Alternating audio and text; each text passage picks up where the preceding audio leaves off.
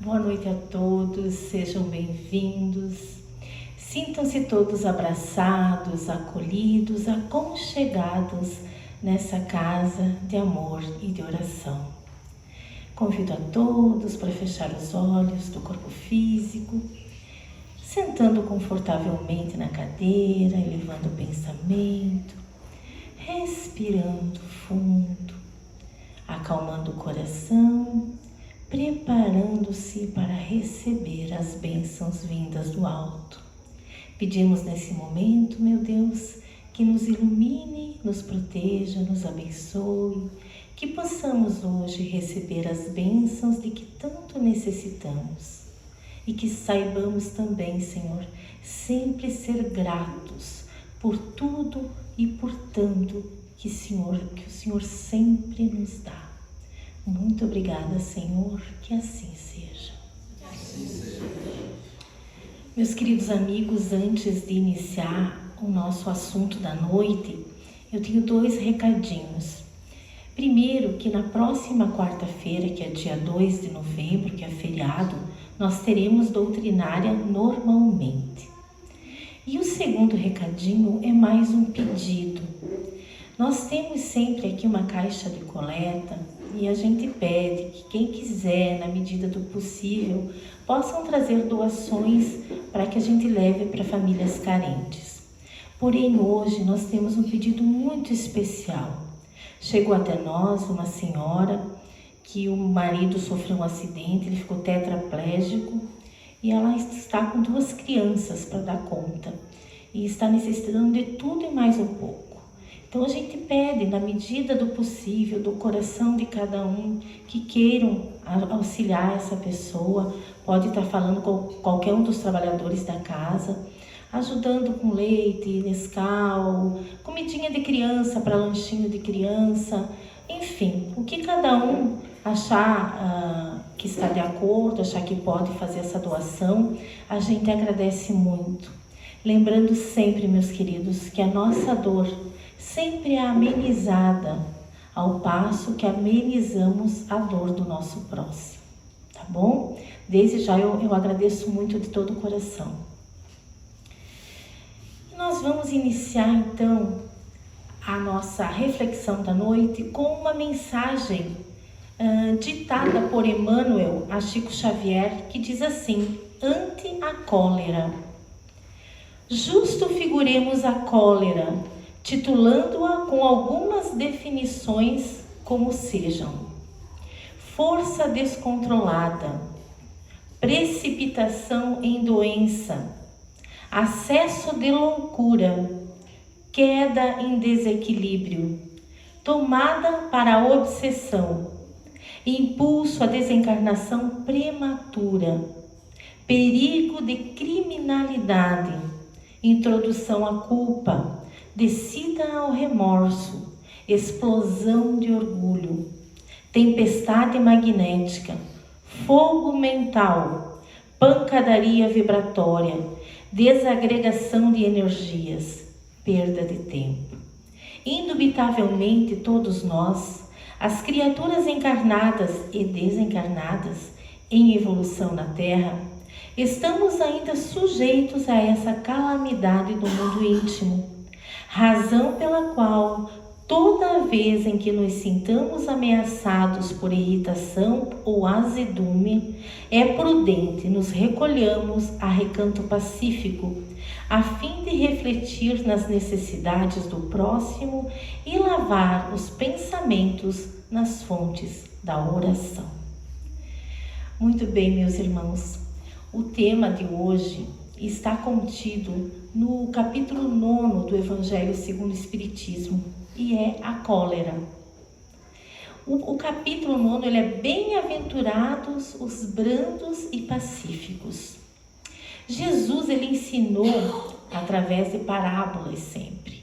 E essas bem-aventuranças, elas nos conduzem a um caminho seguro para a paz e para a evolução. Então, Jesus nos ensina a ser brandos e pacíficos, para que sejamos bem-aventurados, para que sejamos evoluídos. E nesse capítulo, para finalizar esse capítulo, ele traz sobre a cólera, que vai ser o tema da nossa noite. E olhem, vejam só o que Emmanuel fala sobre a cólera. E aqui nós não vamos falar do cólera, aquela doença que ataca o corpo físico, mas é a cólera, que é a enfermidade da alma, uma grave enfermidade da alma. Mas afinal, o que se entende por cólera na visão espírita? É uma reação emotiva da raiva, é uma reação forte da raiva, da ira, da malquerença, da braveza, do mau humor, do rancor. São forças negativas que nos possuem, que tomam conta do ser e se tornam destrutivas. Desestrutura o equilíbrio mental, o equilíbrio espiritual, até mesmo físico, inclusive físico de quem a alimenta. Então é uma reação violenta do ódio, sabe? Algo bem negativo, algo furioso, é uma falta de controle do ser. Então isso tudo é cólera. E interessante frisar, meus queridos, que quando nós sentimos cólera, quando as pessoas embravecem, enraivecem-se, há uma descarga de adrenalina no nosso corpo físico. E o que a adrenalina faz? A adrenalina faz com que o nosso organismo, o nosso cérebro, dá essa descarga de adrenalina, faz com que a gente se sinta assim forte, se sinta forte no sentido de repulsa, como se você está diante de um perigo ou diante de alguma coisa muito ruim. Então você fica com o teu organismo, com o teu ser em alerta, fortemente em alerta. Por exemplo, ele destaca inclusive a força física da pessoa. Quantas vezes a gente já escutou que uma mãe tirou um pedaço de madeira de cima de uma criança, mas depois alguém vai mexer naquilo, precisa de 3, 4 pessoas.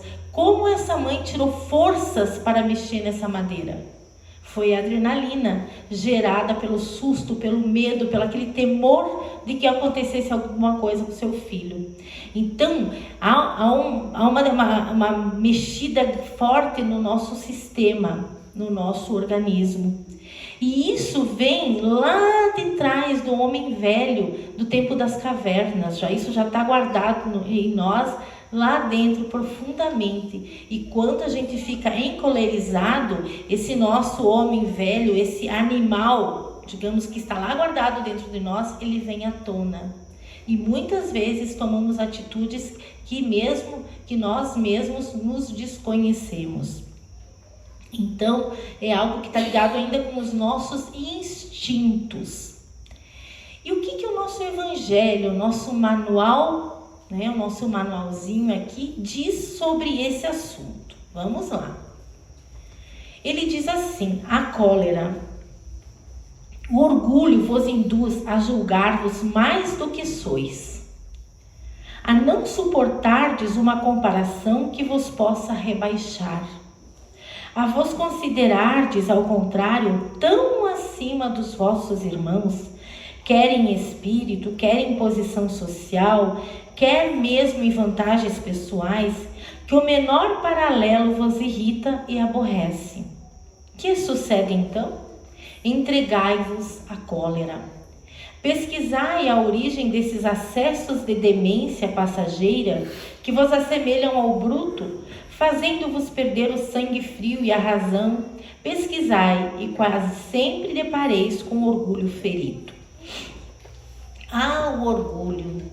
O orgulho a gente já viu muitas vezes que é um dos nossos piores inimigos. O orgulho ferido faz com que a pessoa fique encolorizada. Por quê?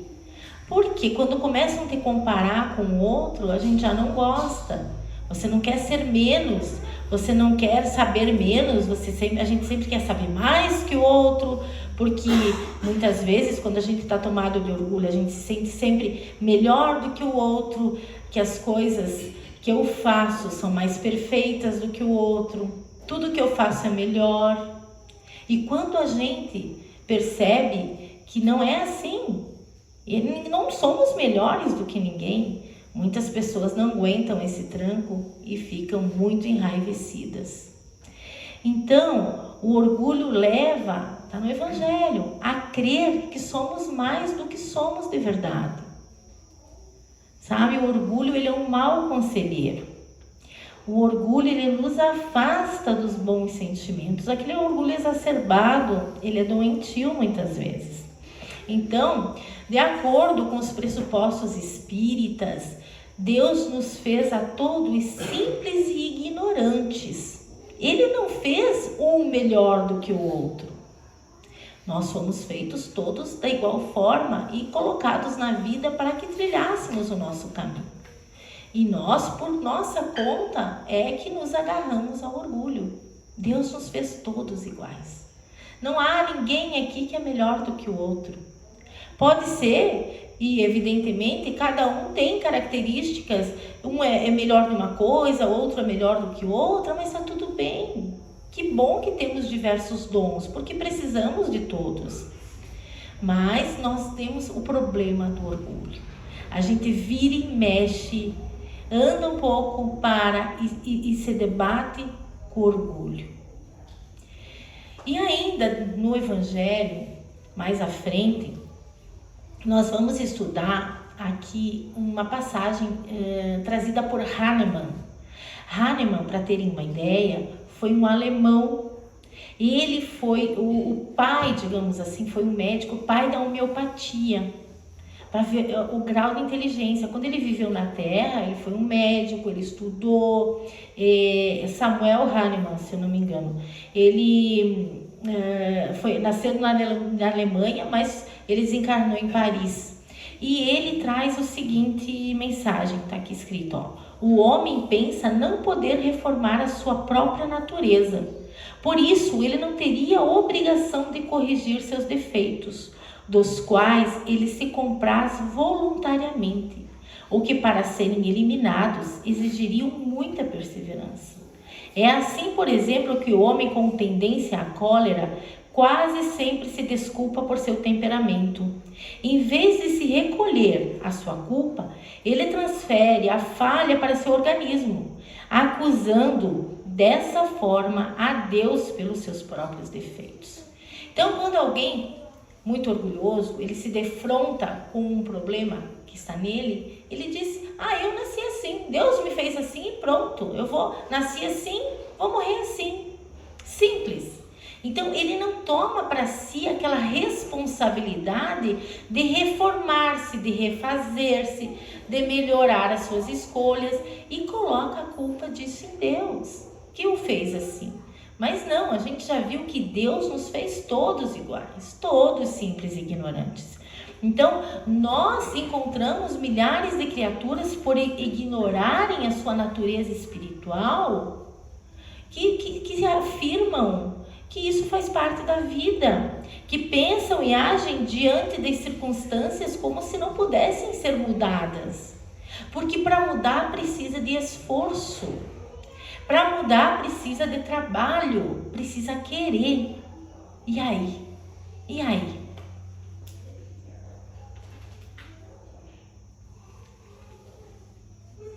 Como deixar os seus defeitos e seus vícios de lado para se burilar? Dá trabalho, não é mesmo? A gente precisa querer. Então, muitas vezes é mais fácil se encolerizar, pôr a culpa em Deus, pôr a culpa em outro. Ainda mais nesses momentos que estamos vivendo hoje em dia. Estamos realmente vivendo em momentos de muita tensão, de muitos desafios. E aí, o que acontece com a maioria das pessoas? Não consegue filtrar os acontecimentos e acabam por falta de controle, por se enraivecer, por ter ataques, surtos de braveza, de loucura. E muitas vezes, ao tornar-se assim, as pessoas pensam em resolver os seus problemas e acabam encontrando mais problemas pela frente. Porque toda atitude tem uma consequência. E se a pessoa começa a brigar com todo mundo, querer bater em todo mundo, o que vai acontecer? Vai arrumar mais problema, mais graves problemas.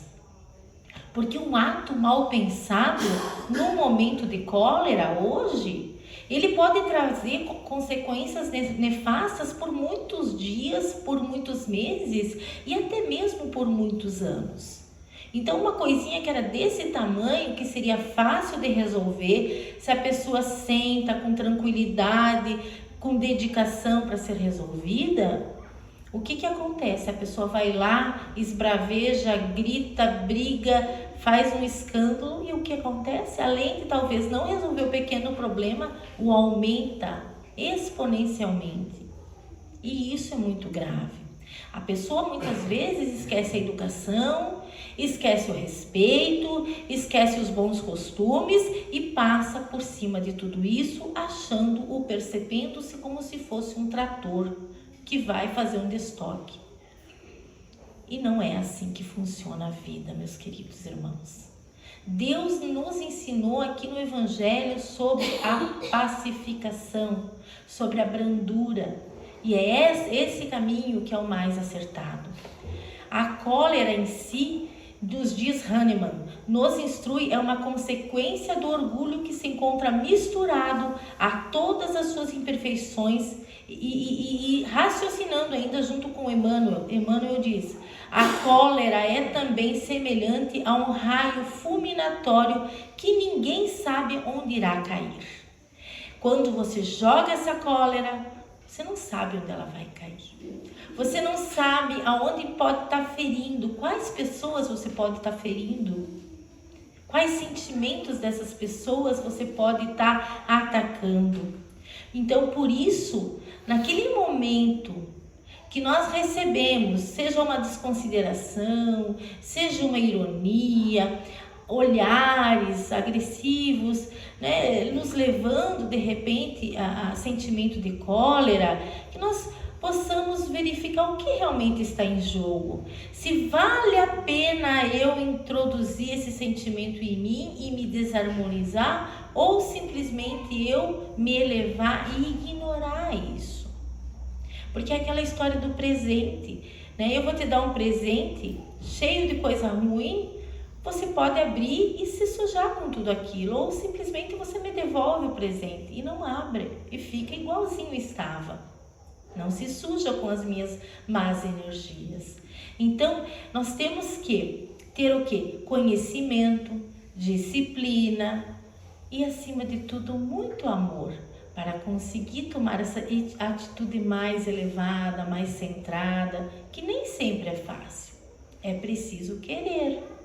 Muitas vezes, quando a pessoa tem um ataque de cólera, se ela se olhasse no espelho, naquele momento, tomando aquela atitude, muito provavelmente essa pessoa se assustaria com ela mesma.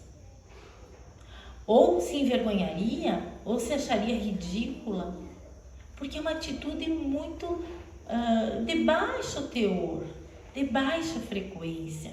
Então, combater os fatores, meus queridos, de inferioridade que ainda trazemos e buscamos, sinceramente, é o que nos impulsiona para a nossa melhoria como ser humano, nos eleva moralmente, combatendo esse tipo de coisa.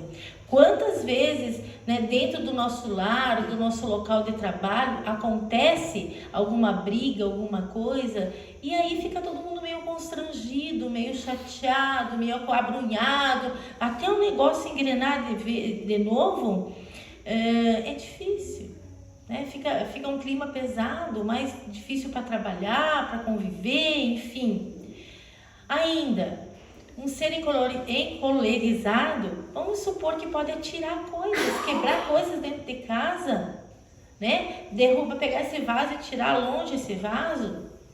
Se eu tiro um vaso, tudo bem o vaso, mas quando eu tiro palavras, quando eu atiro palavras que machuquem, eu não tenho como pegar aquela palavra de volta e engolir e simplesmente terminou. Não, uma palavra que fere, depois de proferida, não tem como voltar atrás. E mesmo muitas vezes que eu peça desculpa, e mesmo que aquela pessoa me desculpe, eu gerei uma ferida nela. Eu fui causador de uma ferida. Então, eu vou estar criando débitos para a minha vida. E que desagradável alguém dentro da sua casa quebrar as suas coisas. E isso acontece, gente. Pode parecer que não, mas isso acontece de pessoas chegar em casa nervosas, bravas e pegar as coisas, atirar e quebrar. Imaginem se essa pessoa se olha no espelho nesse momento e cai em si. Que coisa mais triste, mais desastrosa. Então, meus irmãos, o Espiritismo, ele nos ensina a lidar com isso também. Porque o Espiritismo é uma doutrina que tem por objetivo, além dos outros, nos tornar pessoas melhores, melhores seres, melhores pais, melhores mães, melhores filhos, melhores pessoas da comunidade. E aí, gente, nós precisamos entender que a cólera ela está diretamente ligada com o orgulho. E ela poderá se manifestar em qualquer um. Quando os nossos sentimentos, estiverem baixos, estiverem no porão, digamos assim, essa cólera, a vingança, a raiva, são emoções que moram no porão do nosso desenvolvimento espiritual. Está lá muito abaixo. E em termos evolutivos, são resquícios da nossa animalidade. Sabe? Então, assim, veja só, a gente não quer isso para nós. Nós não queremos isso. Então, a origem desses acessos de demência encontra-se quase sempre no orgulho ferido. No orgulho ferido. Esse orgulho, o egoísmo, isso daí, gente, pode dizer, eu não sou orgulhoso. Mas se nós formos olhar a fundo, nós somos. Nós somos. E esse orgulho exacerbado é um dos nossos maiores inimigos que precisamos aos poucos, na medida do possível, ir combatendo. E existem pessoas que acreditam na falsa premissa de que todos devem ceder aos seus caprichos. Então o que acontece? Eu acho que vocês têm que fazer tudo que eu quero, do jeito que eu quero, como eu quiser, da forma que eu achar melhor. E se ninguém fizer assim, eu vou ficar muito brava. Mas a vida não funciona dessa forma. A vida não funciona assim. Cada um tem que saber dar o seu melhor. Cada um tem que fazer a sua parte. Mas cada um tem um jeito de fazer. Nem sempre só o meu jeito é o jeito certo. E eu preciso entender que o jeito do outro é aquele jeito. Aquela pessoa sabe daquela forma. Então, a gente precisa aprender a conviver com as diferenças. Agora, nessas campanhas políticas, quanta briga, quanta coisa, a gente precisa entender que cada um pensa de uma forma. E tá tudo bem. Nós somos livres para pensar. Então, essas diferenças, muitas vezes, deixam essas pessoas que têm essa propensão aos nervos aflorecidos, dessa pessoa se desequilibrar grandemente. Então, os espíritos de luz nos alertam no Evangelho que se víssemos esses comportamentos destrutivos e fora de controle à distância, nós nos sentiríamos ridículos. Nós ficaríamos com medo de nós mesmos. Com medo de nós mesmos. Que coisa triste, né? Então, se você está enfurecido, pode explodir e atacar os outros. E aí vai arruinando os relacionamentos entre as pessoas. Sejam, como eu disse antes, profissionais ou familiares. Quantas famílias destruídas por conta de cólera, de raiva, de ódio, de desejo de vingança. Então nós precisamos acordar para isso. Se queremos seguir o caminho de Jesus, se queremos nos tornar pessoas melhores, mais saudáveis, mais felizes, nós vamos seguir o Evangelho de Jesus, que aos poucos nós vamos trilhando essa caminhada de forma mais leve, mais produtiva, com menos sentimentos destruidores. E aí, nós vamos saber que temos que vibrar boas energias, canalizando frequências boas para poder nos manter a maior parte do nosso dia numa frequência melhor. Entendem? Sintonizar com coisas boas, com oração, com preces, com boas leituras, com boas músicas, para conseguir manter um nível de frequência mais elevado.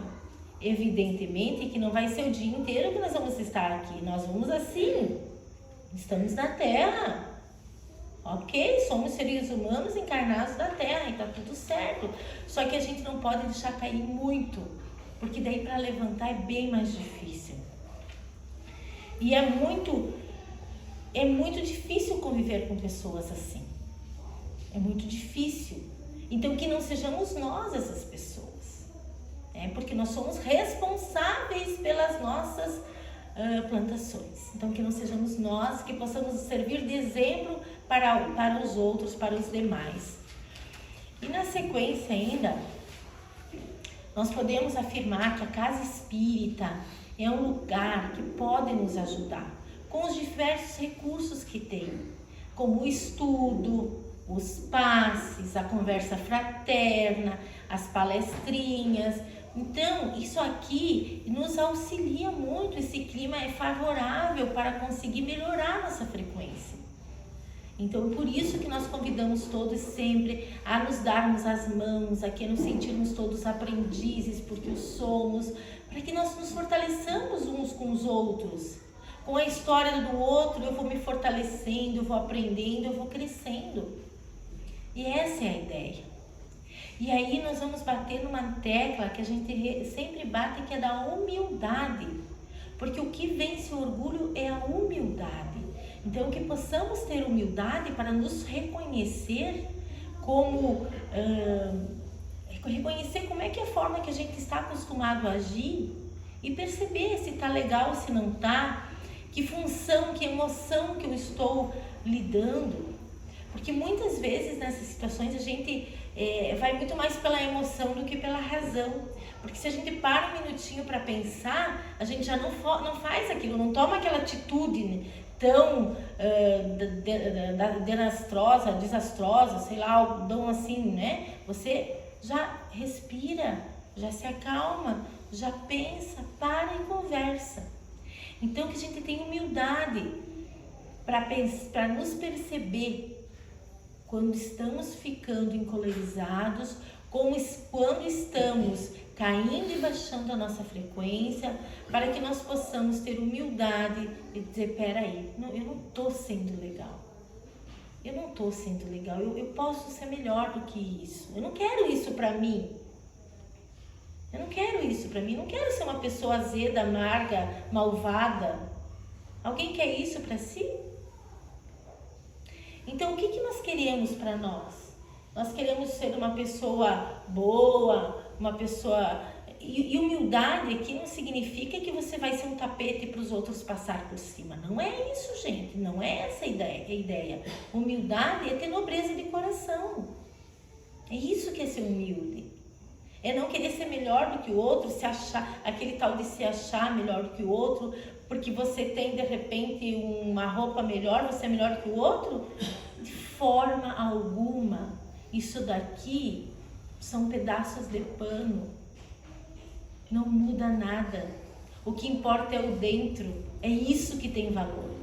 O carro que você anda é bonito? É feio? O que tem valor é o que está lá dirigindo, é o que está lá dentro. É isso que tem valor.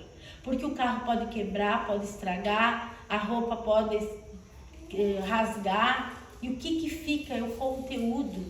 É isso que tem valor. E é isso que a gente tem que aprender a valorizar nas pessoas. As próprias pessoas. E também, então, gente, que a gente faça ao contrário do orgulhoso, que nós aceitemos também quando vier uma crítica para o nosso lado. Quando alguém vem nos dar uma crítica construtiva, a gente já fica meio azedo, meio torto, já não gosta de ouvir. Mas que a gente comece a pensar, poxa, será que eu sou assim? Por que eu faço isso? Será que alguém me ensinou dessa forma? Então que a gente aproveite as críticas para nos reconstruir, para nos melhorar, para nos curar, por que não? Nos curar, eu gosto dessa palavra curar. Porque quando a gente fala curar, realmente está curando. Não está simplesmente pondo paninhos quentes e tapando o sol com a peneira. A gente está curando, a gente está buscando a causa dos nossos males. E ainda, meus queridos, nós temos a questão da influência espiritual.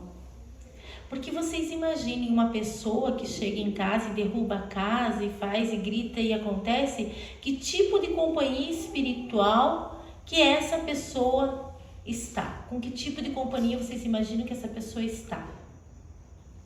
Então, com certeza são espíritos inferiores, malévolos, maldosos, espíritos que não vão querer que essa pessoa melhore, que estão lá para deprimir essa pessoa, para puxar essa pessoa para os vícios.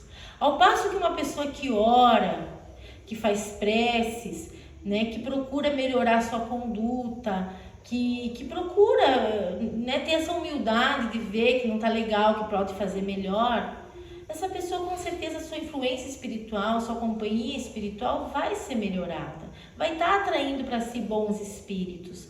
Não é que aquele que está fazendo bagunça não tem um anjo da guarda. Ele tem, com certeza. Mas é ele que está longe do anjo. É ele que não está permitindo que o seu bom anjo o acolha, o cuide. Porque a partir do momento que ele pedir ajuda sinceramente, com certeza absoluta ele será ajudado. Mas você precisa querer. Esse é o segredinho, querer para as coisas acontecerem. Emmanuel ainda fala que para resguardar o equilíbrio da vida coletiva e da vida caseira, atendamos às instruções e sinais, regulamentos e avisos baseados na experiência dos homens. E para imunizar-nos a vida íntima contra distúrbios e prejuízos, concedeu-nos a divina providência o controle do pensamento e o governo da língua. Essa nossa língua às vezes fala coisa que não precisava falar. Então, que a gente use isso também para cuidar os nossos pensamentos, as nossas palavras, as nossas ações, o nosso caminhar, que a gente possa cuidar. Então, quando cometemos um ato de cólera, não adianta somente nos desculpar, mas sim assumir a responsabilidade por aquilo que a gente fez. Se confessar culpados é sim, eu errei mesmo, me desculpa, mas a pessoa precisa assumir essa responsabilidade e se dispor a mudar, a regularizar aquela situação, a ajeitar aquilo. Então, essa é a orientação da doutrina espírita para a cura da cólera. E a qualquer ataque de cólera, reflitamos sobre a nossa pequenez diante do Todo-Poderoso. Ao mesmo tempo, peçamos forças ao alto para vencer esse vício de conduta e de comportamento. Chico Xavier diz: perdoa agora, hoje e amanhã, incondicionalmente. Recorda que todas as criaturas trazem consigo as imperfeições e fraquezas que lhes são peculiares, tanto quanto ainda desajustados. Trazemos também as nossas. Então, trazemos também as nossas.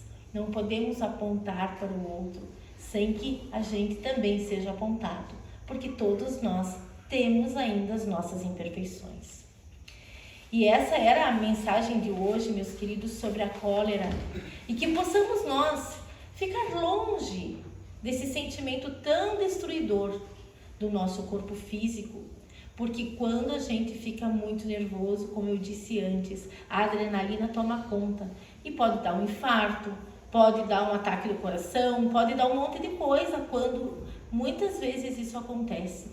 A pessoa fica tão nervosa, tão brava, tão irritada, que o corpinho às vezes não aguenta. Então, que possamos nós ser os chefes da nossa conduta. Quem manda em mim sou eu, e não a cólera. Quem manda em mim é o amor, e não a raiva. Quem manda em mim são os bons sentimentos, e não os sentimentos destrutivos. Quem me conduz pela vida são os ensinamentos de Jesus. Ele que eu sigo, ele que eu quero seguir. E esses são os seus ensinamentos que eu quero vivenciar para a minha vida. Com esses pensamentos, meus queridos, nós iremos caminhar cada vez mais uma caminhada bela, florida, cheia de bênçãos e de luz. Tá certo? Então eu convido a todos, só para a nossa mensagem final, ditada por Meimei a Chico Xavier, e diz assim: a luz em ti. A luz em ti é um tesouro inigualável, teu somente. Ninguém dispõe dele em teu lugar. Nas horas mais difíceis, podes gastá-lo sem preocupação. Quando alguém te fira, é capaz de revelar-te a grandeza da alma no brilho do perdão. No momento em que os seres mais queridos porventura te abandonem, será a parte luminosa de tua bênção. Ante os irmãos infelizes, é o teu cartão de paz e simpatia. Nos empreendimentos que te digam respeito ao próprio interesse, converte-se em passaporte para a aquisição das vantagens que desejes usufruir. No relacionamento comum, transforma-se na chave para a formação das amizades fiéis. Na essência, é um investimento a teu próprio favor, que realizas sem o menor prejuízo. E esse tesouro é o teu sorriso. Luz de Deus em ti mesmo, que nenhuma circunstância pode extinguir e ninguém consegue arrebatar. Então, meus irmãos, eu desejo a todos muitos sorrisos.